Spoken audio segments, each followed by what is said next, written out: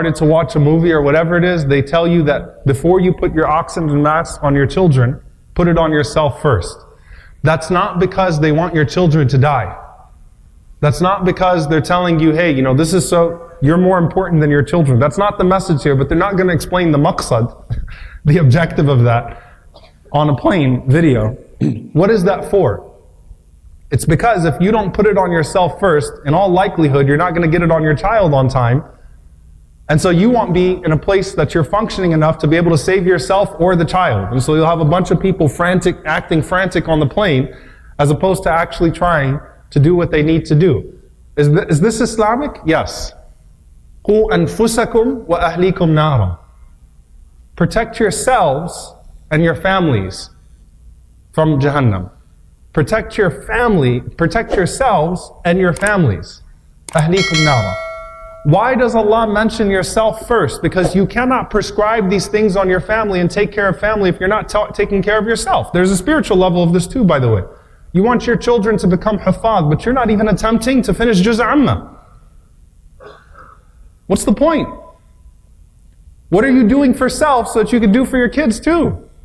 You got to protect yourself and protect your children. You've got to take the spiritual necessities for yourself and then impart that upon your children as well. Embark on that journey together. You can't do it for them if you're not doing it for yourself.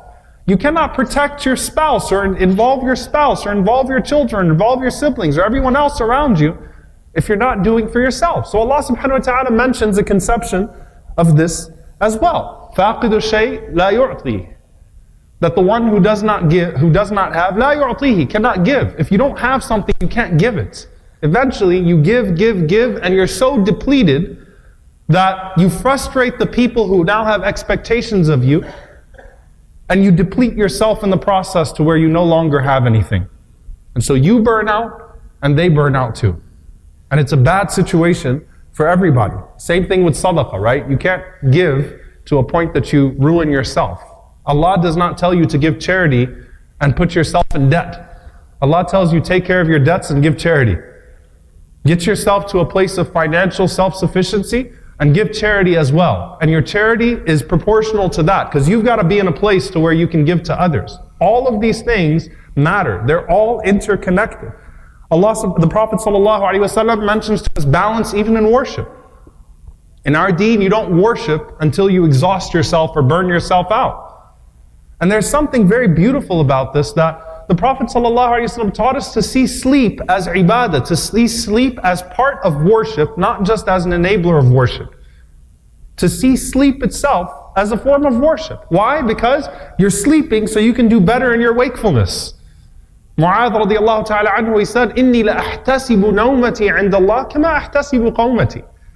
I seek the reward for my sleep the same way that I seek the reward for my standing up in prayer at night. They're both for Allah.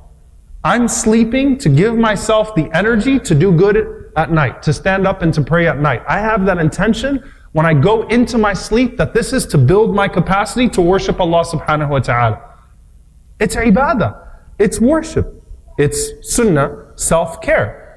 And so, how do you equate that then? If that's how you deal with your ibadah, how do you then equate that to your amal? So in worship, anything that you do to make yourself more able at worship is worship itself, right?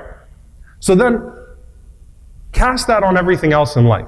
And Imam Ibn al-Jawzi rahimahullah ta'ala, he said that when you do something that is merely halal to enable you to do something that is mandub, which is recommended. So when you engage in something that is merely permissible, there's no haram in it,